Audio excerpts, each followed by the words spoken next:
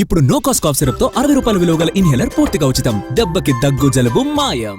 Right, అది పారిశుద్ధ్యం పడకేసింది. పారిశుద్ధ్య లోపంతో జిల్లాల వ్యాప్తంగా కూడా గ్రామాల్లో ఎటువంటి తీవ్రమైన ఇబ్బందులు నెలకొన్నాయి మనం చూసాము. జిల్లాల వ్యాప్తంగా మా రిపోర్టర్స్ అందరూ కూడా ఇన్ఫర్మేషన్స్ ఇచ్చారు. ఇక హైదరాబాద్ లో సిచ్యువేషన్ ఎలా ఉంది తెలుసుకుందాం. మా ప్రతినిధి సుధీర్ లైవ్ లో సిద్ధంగా ఉన్నారు. సుధీర్, ఈ సీజన్ లో ఎక్కువగా కూడా సీజనల్ వ్యాధులు ప్రబలుతాయి. సో ఇలాంటి టైంలో ఇటువంటి ఒక సిచ్యువేషన్ నెలకొంది. సో ఎంత సీరియస్ గా మనం చూడాలి?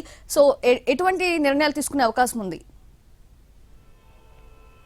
రాష్ట్రంలోని గ్రామ పంచాయతీల్లో పూర్తి స్థాయిలో అస్తవ్యస్తంగా తయారైన పరిస్థితి కనిపిస్తుంది. ఎందుకంటే పరిపాలన అనేది గడిచిన సంవత్సరంగా కూడా పరిపాలన కొనసాగడం లేదు. ప్రత్యేక అధికారుల పాలన కొనసాగుతున్నప్పటికీ కూడా అభివృద్ధి పనులు మాత్రం నామమాత్రంగానే జరుగుతున్నాయని కూడా చెప్పవచ్చు. గడిచిన సంవత్సరంన్నరగా కూడా రాష్ట్రంలోని దాదాపు 12,700 పైచిలకు గ్రామ పంచాయతీలు ఉన్నాయి. ఈ గ్రామ పంచాయతీలకు సంబంధించి ఇటు రాష్ట్ర ప్రభుత్వం అటు కేంద్ర ప్రభుత్వం నుంచి ఒక్క పైసా నిధులు కూడా రాలేదని చెప్పేసి గ్రామస్తులు కావచ్చు, అక్కడ ఉండే కార్యదర్శులు ఆవేదన వ్యక్తం చేస్తున్నారు. ఇప్పటికే 12,700 పైచిలకు గ్రామాల్లో గ్రామ కార్యదర్శులు సొంత డబ్బులను ఖర్చు పెట్టుకోవాల్సిన పరిస్థితి అయితే వస్తుంది. గతంలో పనిచేసిన అభివృద్ధి పనులకు సంబంధించి కావచ్చు, గత ప్రభుత్వం గ్రామాలకు సంబంధించి గ్రామంలోని మొక్కల పెంపకానికి సంబంధించి కావచ్చు, పారిశుద్ధ్య కార్యక్రమాలకు సంబంధించి ట్రాక్టర్ల కొనుగోలు చేయాలని చెప్పేసి సూచించింది. దానికి దాదాపుగా 10 లక్షల రూపాయల మేర కూడా ఖర్చు అయింది.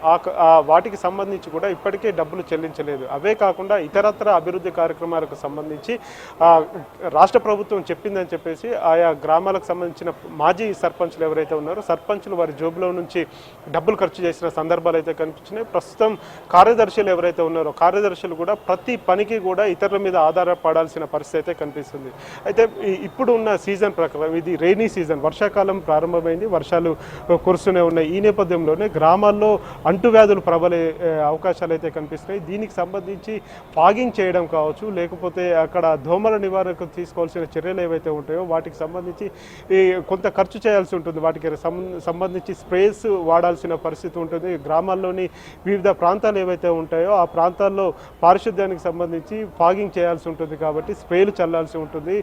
బ్లీచింగ్ పౌడర్, గమెగ్జిన్ ఇట్లాంటివి అవన్నీ కూడా వాడాలి. వాటిని కొనుగోలు చేయాలంటే కనీసం రాష్ట్ర ఏవైతే గ్రామాలు ఉన్నాయో గ్రామాల్లో ఒక్క పైసా కూడా లేదు. గడిచిన కొంతకాలంగా దాదాపు 1,600 కోట్ల రూపాయలు బకాయిలు ఉన్నాయి.